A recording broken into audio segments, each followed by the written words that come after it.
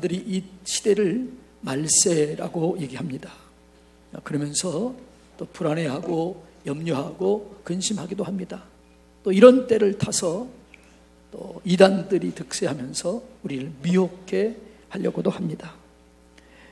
말세의 때가 되면 여러 가지 징조들이 나타나고 여러 가지 현상들이 나타나는 것이 사실이지만, 그러나 우리는 두려워할 필요 없습니다. 염려할 필요도 없습니다. 걱정할 것도 없습니다. 왜냐하면 말세가 되면 오늘 사도행전 2장 17절에 보면 먼저 하나님의 부흥이 있게 될 것이다 라고 말씀합니다. 사도행전 2장 17절 한번 읽어봅니다. 하나님이 말씀하시기를 말세에 내가 내 영을 모든 육체에 부어주리니 너희의 자녀들은 예언할 것이요 너희 젊은이들은 환상을 보고 너희 늙은이들은 꿈을 꾸리라. 그러니까 말세 때가 되면 우리가 불안해할 필요 없어요. 염려할 필요도 없어요. 걱정할 것도 없어요. 그건 바른 자세가 아니에요. 말세가 되면 오히려 하나님의 부흥이 있게 되는 거지요. 오늘 우리 읽은 사도행전 17절에 보면 자녀들은 예언을 통해서 미래를 준비하게 되고, 젊은이들은 환상을 통해서 하나님의 인도를 받게 되고, 노인들은 꿈을 꾸면서 하나님의 영광을 경험하게 될 것입니다. 그러니까 여러분, 다른 말로 하면 이거는 뭐예요? 부흥이에요. 부흥. 말세 때가 오면 먼저 부흥을 줍니다. 그래, 부흥의 때 확실하게 예수 그리스도를 증거하고 기적과 표적이 따라오게 되고, 그리고 그걸 통해서 하나님의 살아계심을 확실하게 드러냅니다. 희미했던 것이 얼굴과 얼굴을 맞대고 보는 것처럼 정확하게 됩니다. 그래서 부흥이 있고 난 다음에 여러분 또 이 말세의 징조들이 계속 있게 되는 거죠. 여러분, 요즘에 실질적으로 이슬람권에는 전도하기 힘들어요. 근데 이슬람의 사제들을 이맘이라고 합니다. 그런데 많은 이맘들이 돌아오는데 성령께서 직접 그들 가운데 역사한다는 거예요. 환상을 통해서, 꿈을 통해서, 말씀을 통해서 직접 역사해요. 이스라엘 랍비들이 많이 돌아옵니다. 이스라엘 랍비들이 돌아오는데 마찬가지예요. 꿈과 환상을 통해서 직접 역사하셔서 그들의 마음을 만져준다는 거예요. 직접 말씀한다는 거예요. 여러분, 그러니까 말세가 되면 핍박도 옵니다. 그런데 핍박과 더불어서 영광을 경험하게 됩니다. 부흥을 경험하게 됩니다. 요즘에 중국에 큰 핍박이 있습니다. 선교사를 다 쫓아냅니다. 저는 이것을 나쁘게만 보지 않습니다. 왜냐하면 핍박을 통해서 우리는 정결하게 됩니다. 거룩하게 됩니다. 그리고 하나님의 능력을 갈망하게 됩니다. 그래서 이 핍박을 통해서 정결하게 되고 거룩하게 되고 하나님을 갈망하게 되는 가운데 거기에 하나님의 역사가 일어나게 되는 거죠. 우리나라도 마찬가지입니다. 지금 하나님을 비웃고 조롱하고 무시하고 우리나라 기독교 역사상 지금처럼 교회가 핍박을 당하고 조롱을 당하고 무시를 당한 적이 없어요. 그런데 이때가 우리가 거룩할 수 있는 기회입니다. 하나님의 영광을 경험할 수 있는 기회입니다. 이때 우리가 기도하면 하나님께서 응답해 주시고 하나님께서 부흥을 주실 줄로 믿습니다. 그러니까 부흥의 모든 역사는 똑같은 원리가 적용됩니다. 부흥이 일어나기 전에 극심한 핍박이 있어요. 기독교가 로마를 약 290년 만에 로마를 접수해버립니다. 그런데 이 로마가 접수되기 전에 강력한 핍박이 있습니다. 모든 핍박이 있었습니다. 근데 그 핍박 이후에 하나님의 살아계심이 나타납니다. 핍박을 통해서 알곡과 가라지가 갈라지게 됩니다. 정말 하나님의 사람들이 하나님께 간구하고 하나님께 기도하고 하나님의 영적인 친밀함을 누리고 거기에 성령이 임하게 되는 거예요.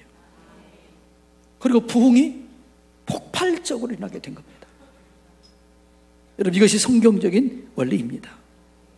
요즘에 우리가 역대 하를 큐티로 묵상하고 아침 새벽 기도를 드리는데, 여러분, 이스라엘의 유명한 왕 중에 다윗, 솔로몬, 그리고 히스기야 왕, 대표적인 하나님을 기쁘게 했던 왕입니다. 그런데 다윗이 시대가 오기 전에 어둠이 있었어요.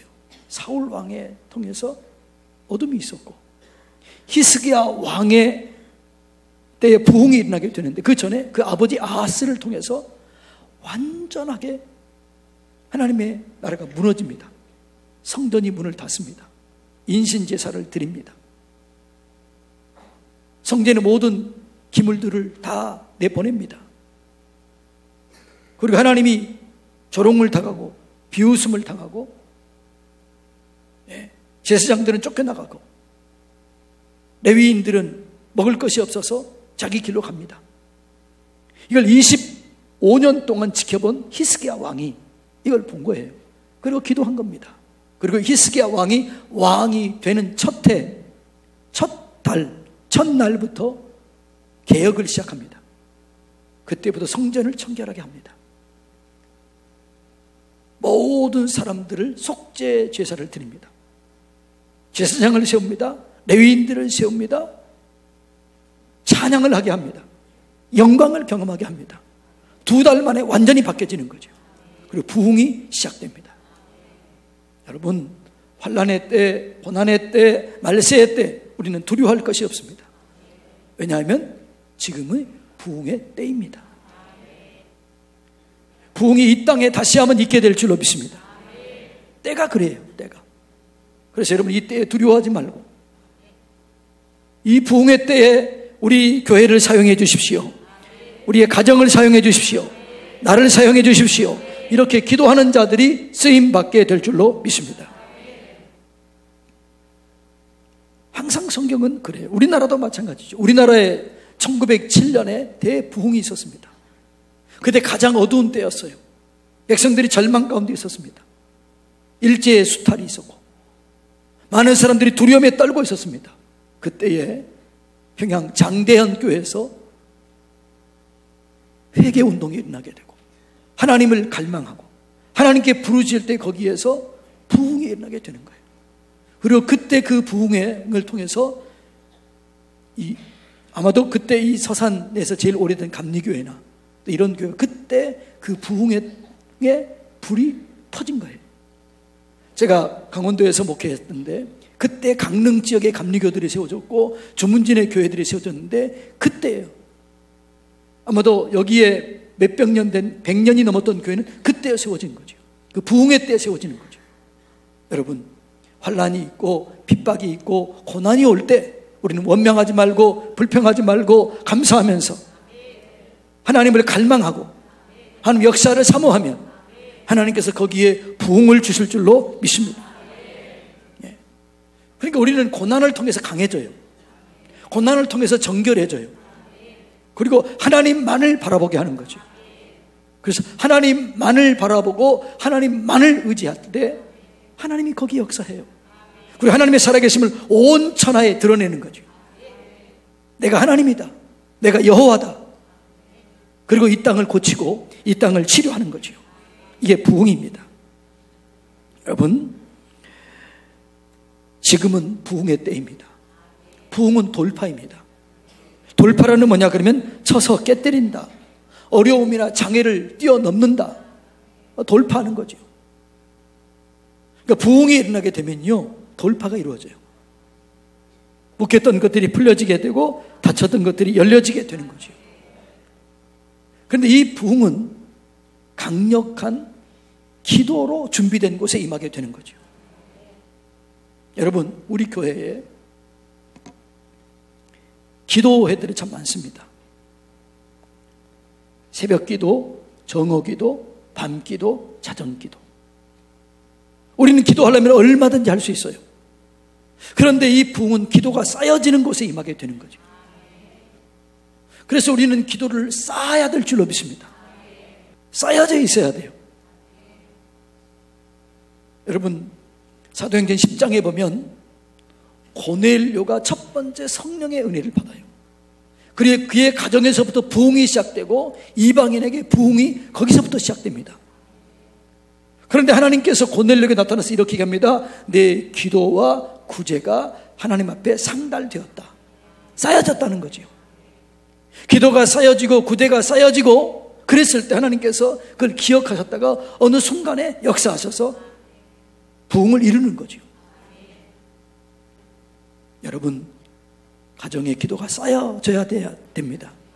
여러분의 심령의 기도가 쌓여져야 됩니다. 우리 교회의 기도가 쌓여져야 됩니다. 기도가 쌓여져야 그 위에 부흥이 있게 되는 거죠.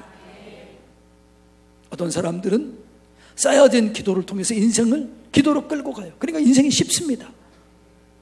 어떤 사람들은 겨우 이겨내요. 문제를 만나면 겨우 기도하다가 겨우 이겨내요.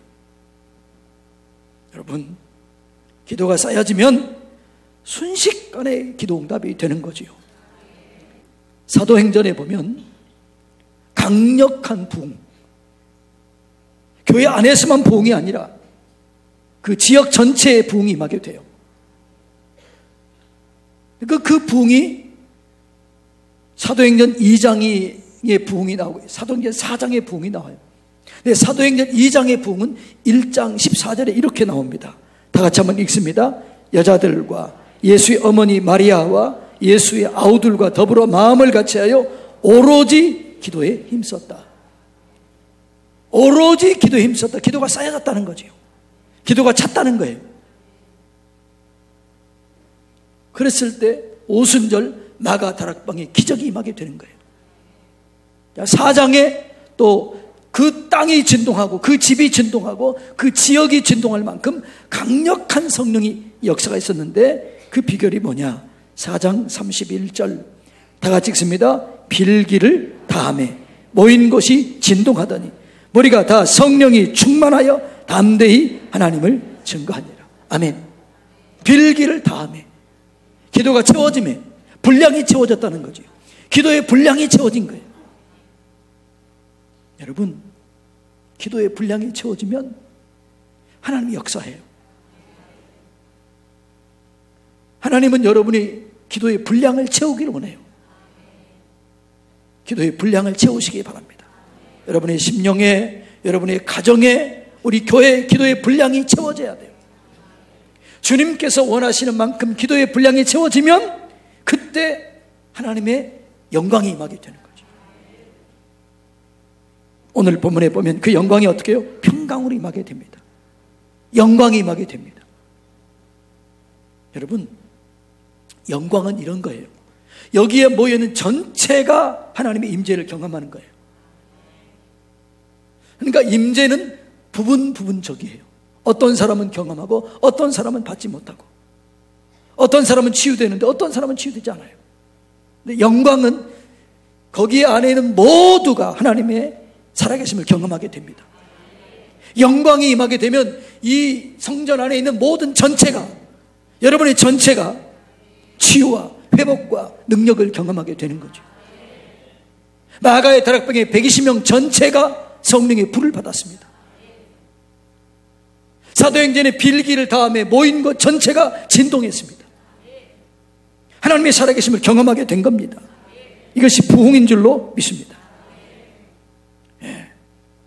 그래서 오늘 이 이사야서 66장 전반부는 심판에 대한 기록이에요. 하반부에는 회복, 부흥에 대한 얘기예요. 하나님께서 고난을 통해서 우리를 정결하게 하고 성결하게 하고 깨끗하게 한 다음에 부흥을 주는 거죠. 근데 그 부흥의 때가 되면 순식간에 진통하기도 전에 애를 낳는 것처럼 그렇게 순식간에 이루어진다는 거예요. 이런 영광을 우리 교회에서 경험하길 원합니다. 여러분의 가정에서 경험하길 원합니다. 여러분 자신들이 경험하게 되기를 주님의 이름으로 축복합니다. 예. 여러분 애를 낳으면 진통이 먼저 와요. 어떤 사람은 이틀 동안 하더라고. 어떤 사람은 그냥 또 빨리 끝내더라고. 그런데 하나님이 하신 뭐라고요? 진통도 하기 전에 애를 낳았다는 거예요. 이 기적이에요, 기적. 이 하나님의 역사예요. 하나님의 부흥이 일어나면 이렇게 될 줄로 믿습니다. 여러분은 뭔가 생각만 했는데 응답이 되나요? 말하면 즉시 일어나게 되는 거예요. 그런 일들이 일어나는 거예요. 부흥의 현장에는 그런 일이 일어나게 돼요. 내가 할 수 없는 것을 하게 되는 거죠. 알 수 없는 걸 알게 되는 거죠. 그래서 상황과 환경을 초월해서 기쁨이 있고 평강이 있고 감사가 있고 즐거움이 있는 거죠. 이런 은혜를 경험하게 되기를 축복합니다. 그런데 이런 영광은 연합을 통해서 이루어지는 거예요. 마음이 모아져야 돼요. 자, 10절 다 같이 읽습니다. 예루살렘을 사랑하는 자들이여 다 그 성읍과 함께 기뻐하라. 다 그 성읍과 함께 즐거워하라. 그 성을 위하여 슬퍼하는 자들이여 다 그 성의 기쁨으로 말미암아 그 성과 함께 기뻐하라. 함께 기뻐하라. 함께 기뻐하라. 어디하고요? 예루살렘 성과 예루살렘 성전과 함께 기뻐하라는 거죠. 여러분, 구약의 신앙의 중심지는 예루살렘이었습니다.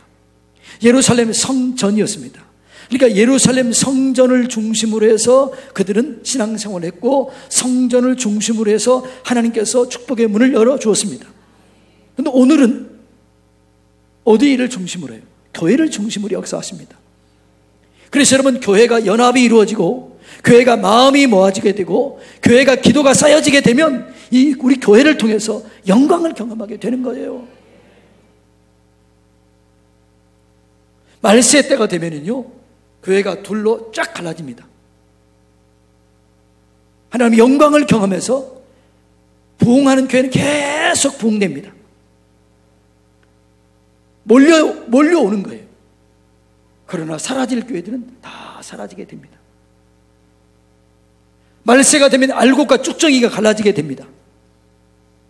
저는 요즘에 이 땅에 기독교를 핍박하는 일들이 있을 거다라는 얘기들이 옵니다.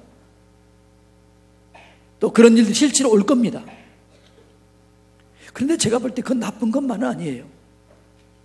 왜요? 진짜와 가짜가 그때 구별이 되는 거예요. 진짜 예수 믿느냐, 알곡이냐, 쭉정이냐가 갈라지게 되는 거예요.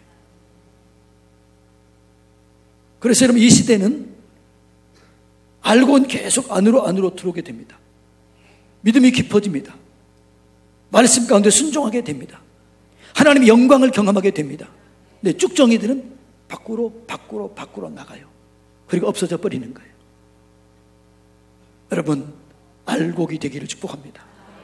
옆에 사람과 인사합시다. 우리 알곡이 됩시다. 알곡이 되면 영광을 경험하게 되는 거예요. 알곡이 되면 하나님의 살아계심을 경험하게 되는 거예요. 우리 교회, 여러분의 가정, 여러분의 심령이 그렇게 되기를 주님의 이름으로 축복합니다. 그러기 위해서 바로 연합이 이루어져요. 연합. 우리가 지지난주 금요일날, 지난 금요일 말고 지지난주 금요일날 변화라고 하는 영상을 봤습니다. 트랜스포메이션. 본 사람들이 있지요? 안 본 사람들은 참 아쉬워요. 실질적으로 4군데에 부흥이 일어났던 4군데 지역을 다큐멘터리 형식으로 취재를 한 거예요. 그런데 그 부흥의 공통적인 게 뭐냐 그러면 그 지역에 있는 어둠의 진들이 드러납니다. 그리고 그 어둠의 진들을 무너뜨립니다. 그리고 강력한 연합이 이루어집니다. 그리고 그 연합인데 강력한 연합의 중보가 이루어집니다. 그럴 때 그 땅이 회복이 돼요. 감옥들이 없어져요. 그리고 요만했던 당근이 이렇게 커져요. 범죄가 사라집니다. 한 지역은 수십 년 동안 가장 큰 교회가 50명 모이고 30명 모였던 교회가 부흥이 임하자 5,000명 모이고 3,000명 모이고 2,000명 모이는 그런 교회가 세워졌다고 여러분 영상을 통해서 보지 않았습니까? 실제적인 사건이에요. 부흥이 그러는 거예요. 과테말라 암브론가의 얘기도 나왔지요. 거기는 어떻게 일어나요? 80% 사람이 일주일에 2번 금식하고 하나님의 영광을 위해서 주일날 모든 게 쉽니다. 그때 그 땅이 회복이 되잖아요. 땅이 거룩해져요. 땅이 복을 받아요.